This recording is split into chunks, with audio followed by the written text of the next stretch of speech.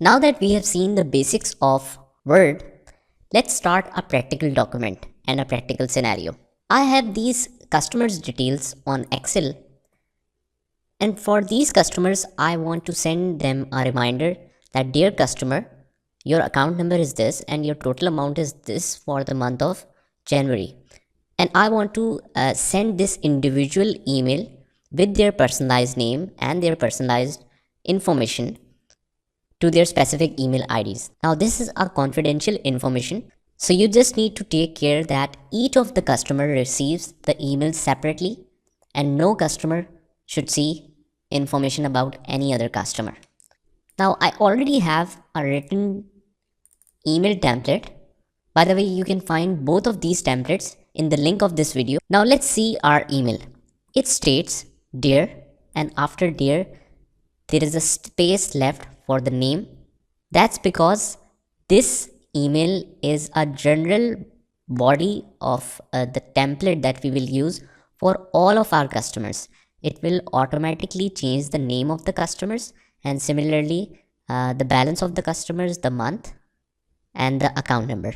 It will pick all the information for the individual customers from Excel sheet. So after dear, the name will be mentioned. This is to inform you that your balance, after this, it will automatically pick balance from Excel sheet is due for the month of this. It will pick up the month, and similarly the account number, and then all the payment details are there. Regards, Team Account Tech. Now this is the main body of the email. Now if you notice on this email, there is some areas that are highlighted. If it is highlighted in blue, that means this is a mistake in the basic syntax of the writing. Like balance is, between these two words there are two spaces. So I'll just right click and it will recommend the correct format. It should be with one default space. I'll just click on it and it will automatically be corrected. Now if it is highlighted in red, that means this word is not in the vocabulary of Microsoft Word. So what we just need to right click. It suggests that is it accountancy or account tech.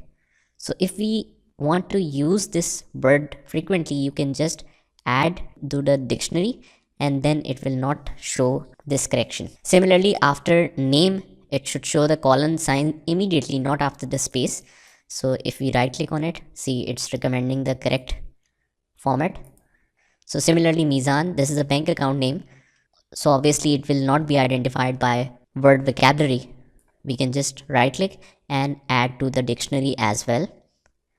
And similarly number, and similarly code. So we have made all the corrections, whatever word suggested. So you just make that corrections also, and then we will move to the next video.